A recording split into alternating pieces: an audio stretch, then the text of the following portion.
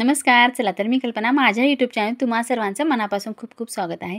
आता ह्या ठिकाणी एक मोठा बाउल घेतलेला आहे आणि तांदूळ आपण ह्या ठिकाणी भिजत ठेवणार आहोत.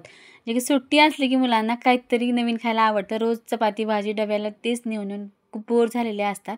त्यासाठी आज आपल्याला नवीन पदार्थ बनवायचे. आता ह्या ठिकाणी आपण एकूण 3 वाट्या इतके तांदूळ घेतले. स्वच्छ करून तांदूळ घेतलेले आहेत, तरीसुद्धा आपल्याला हे धुवून घ्यायचे. आता ह्या ठिकाणी तांदूळाला आपण 2 वेळेस स्वच्छ धुवून घेतलेलं आहे, 2 वेळेस पाणी काढून टाकलेलं आहे. आणि तिसऱ्या वेळेस जे आहे ते आपल्याला भरपूर असं पाणी टाकून झाकून ठेवायचं आहे. तांदूळ तर आपण साईडला ठेवून देणार आहोत. आता ह्या ठिकाणी लागणार आहेत आपल्याला काही डाळी. तर ह्या ठिकाणी 1 वाटी ह्या ठिकाणी मी उडद डाळ घेतलेली आहे.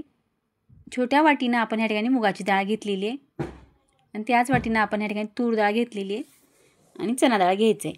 आता इतक्या डाळी आपण घेतलेल्या आहेत आणि अर्धा चमचा इतक्या आपण मेथ्यासुद्धा घेतलेल्या आहेत. आणि डाळी ज्या आहेत त्या आपण स्वच्छ धुवून घेणार आहोत, जे की पावडर लावलेली असते किंवा घरी बनवलेल्या काही डाळी असतात. पण ह्या बाहेरच्या मार्केटच्या असल्यामुळे आपल्याला स्वच्छ 2 वेळेस धुवून घ्यायचे. आता धुवून झालं की ह्यामध्ये सुद्धा आपल्याला भरपूर असं पाणी टाकून आपल्याला हे सुद्धा झाकून ठेवायचं आहे. आता ती वेळ आपल्याला झाकायचं म्हणजे आपण ह्या ठिकाणी 7 ते 8 तासाकरता आपण हे भिजत ठेवणार आहोत. आता ह्या ठिकाणी दुपारच्या वेळेसच मी हे भिजत ठेवलेलं होतं आणि आता संध्याकाळ झालेली आहे. जेवण वगैरे झालेलं आहे संध्याकाळचं आणि नंतर हे झोपते वेळेस आपण ही डाळ काढणार आहोत. जवळपास 10 वाजलेले आहेत. आता हे स्वच्छ पाणी जे आहे ते काढून टाकायचं आहे. आता पाणी काढून टाकल्यानंतर मिक्सरच्या भांड्यामध्ये 2 ते 3 स्टेपमध्ये आपल्याला हे तांदूळ मिक्सरला चांगलं काढून घ्यायचं आहे. आता ह्या ठिकाणी तांदूळ टाकल्यानंतर पाणी आपल्याला थोडंसं पाणी लागणार आहे, जास्तीचं पाणी टाकायचं नाही. आता ह्या ठिकाणी मिक्सरला आपण चांगली पेस्ट करून घेतलेली पाहू शकता. ह्या ठिकाणी अगदी लहान आकारात म्हणजे एकदम बारीक आपण ह्या ठिकाणी तांदूळ काढून घेतलेले आहेत. तर इतके तांदूळ मी 3 बॅचेसमध्ये काढलेले आहेत. तुम्ही कमी जास्त करू शकता. लहान मोठं भांडं घेतलं तर काढता येते कमी जास्त प्रमाणात सुद्धा. आता ह्या ठिकाणी ज्या भांड्यात आपण तांदूळ काढले त्याच भांड्यामध्ये डाळ जी आहे ती कमी असल्यामुळं एकदम पूर्ण डाळ जी मी सर्वच टाकणार आहे आणि एकाच बॅचमध्ये आपण ही डाळ जी आहे ती मिक्सरला काढून घेणार आहोत. अगदी अर्धी वाटीपेक्षा थोडंसं कमी आपण ह्या ठिकाणी पाणी टाकलेलं आहे. पाहू शकता अगदी मस्त बारीक आपण ह्या ठिकाणी पेस्ट टाईप काढून घेतलेलं आहे आणि मिक्स करायचं आहे. आता जे तांदूळ काढलेलं होतं पीठ त्याच पिठामध्ये आपण डाळीचं सुद्धा पीठ टाकलेलं आहे आणि मिक्स करून व्यवस्थित आपण एकाच डायरेक्शनने पूर्ण मिक्स करून घेणार आहोत. ह्या ठिकाणी आपल्याला 5 ते 7 मिनिट वेळ द्यायचा आहे आणि चांगलं फेटवून घ्यायचं आहे.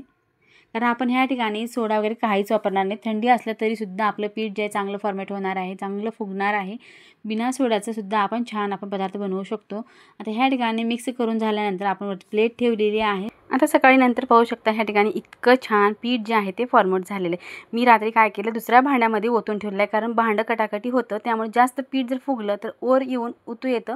त्यामुळे ह्या ठिकाणी मी पातेल्यात ठेवलेलं होतं. पाहू शकता ह्या ठिकाणी पीठ अगदी छान फुगलेलं आहे, जाळीदार पीठ बनवून तयार झालेलं आहे. आता ह्यामध्ये आपण 1 चमचा मीठ टाकून घेतलेलं आहे. मीठ आपल्या काउंटनस आपल्याला कमी जास्त टाकायचं आहे, जास्त मीठ टाकायचं नाही, कारण आपल्याला ह्या ठिकाणी कुठला पदार्थ बनवायचा आहे त्यावर डिपेंड करतं. ह्या ठिकाणी मी आता सुरुवातीला बनणार आहे इडली. ह्याच बॅटरपासून आपण भरपूर असे पदार्थ बनवू शकतो, जसे की उत्तप्पा, डोसा, आप्पे, इडली आपण हे पदार्थ बनवू शकतो. पण प्रत्येकासाठी आपल्याला थोडंसं घट्ट पातळ ह्याचं आपल्याला लक्ष द्यायचं आहे. आता ह्या ठिकाणी इडलीसाठी परफेक्ट बॅटर आहे. यात आपण सोडा वगैरे काही वापरलेला नाही.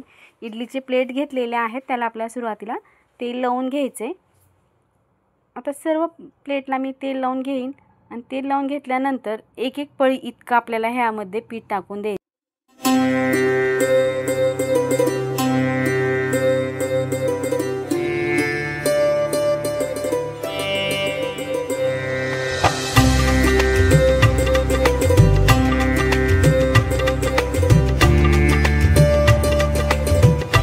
आता ह्या ठिकाणी इडली पात्र आपण गॅसवरती ठेवलेलं आहे. त्यामध्ये पाणी समजा 1.5 ग्लास इतकं मी पाणी टाकलेलं आहे. पाणी थोडंसं उकळलेलं आहे आणि गरम पण झालेलं आहे. त्यामध्ये ह्या प्लेट आपल्याला अशा ठेवून द्यायचं आहे. आता ठेवून दिल्यानंतर वरतून आपण झाकण ठेवणार आहोत. झाकण ठेवल्यानंतर सुद्धा आपल्याला वाफ कुठून जाणार नाही याचीसुद्धा काळजी घ्यायची आहे. जर वाफ जात असेल तर थोडं वरती ओझं ठेवलं तरीसुद्धा चालते. आता ह्या ठिकाणी आपण 15 मिनटाकरता फुल गॅस करून आणि एक 5 मिनिट आपण गॅस मीडियम ठेवलेला होता. अगदी छान परफेक्ट इडली बनवून तयार झालेली आहे. आपण ह्यात सोडा काही वापरलेलं नाही, फक्त रेशनच्या तांदळापासून घरच्या साहित्यात आपण ही इडली बनवलेली. परफेक्ट इडली बनलेली आहे, अगदी छान स्पॉन्जी झालेली आहे. पाहू शकता अगदी गरम आहे तरीसुद्धा पटकन ही इडली बाजूला होत आहे. बिलकुल पीठ आपलं जे आहे ते पात्राला चिटकलेलं नाही. प्लेटमधून एकदम व्यवस्थित आपल्या इडल्या ज्या आहेत त्या बाहेर पडलेल्या आहेत. आता सर्व इडल्या ज्या आहेत त्या मी एकदम काढून घेईन.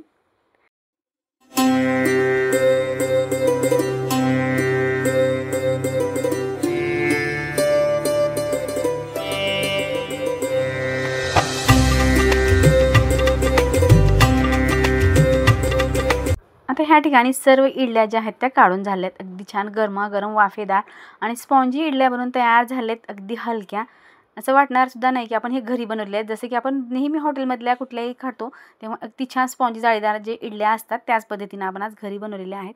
आता ह्या ठिकाणी मी सांबार थोडंसं काढून घेतलेलं आहे. खूप गरम आहे पातेल्यामधून ह्या ठिकाणी टाकण्यासाठी. असं सांबार कसं बनवायचं ते तुम्हाला पाहायचं असलं नक्की कमेंट करून सांगा. चटणीसुद्धा आपण साऊथ स्टाईल चटणी बनवलेली आहे. सांबारसुद्धा बनलेला आहे. अगदी प्रीमिक्स बनवून ठेवलेलं आहे, त्यापासून आपण सांबार बनवलं आहे. तुम्हाला हे प्रीमिक्स कसं बनवायचं ते पाहायचं ते सुद्धा कमेंट करून सांगा. नक्की लवकरात लवकर दाखवण्याचा प्रयत्न केला जाईल. ह्या ठिकाणी चटणीसुद्धा छान बनवून तयार झालेली आहे. सांबारसुद्धा अगदी छान आंबट गोड चवीचं, छान चवीला अप्रतिम आहे. तुम्हाला सुद्धा पाहिल्यावर लक्षात आलं असेल की किती टेस्टी हे सांबार बनवून तयार झालेले. आता ह्या ठिकाणी चटणी सांबार इडल्यासुद्धा आपण प्लेटमध्ये लावून घेतलेल्या आहेत. तुम्हाला एक इडली मी तोडून दाखवते की आतपर्यंत किती जाळीदार इडली बनवून छान तयार झालेली अगदी स्पॉन्जी.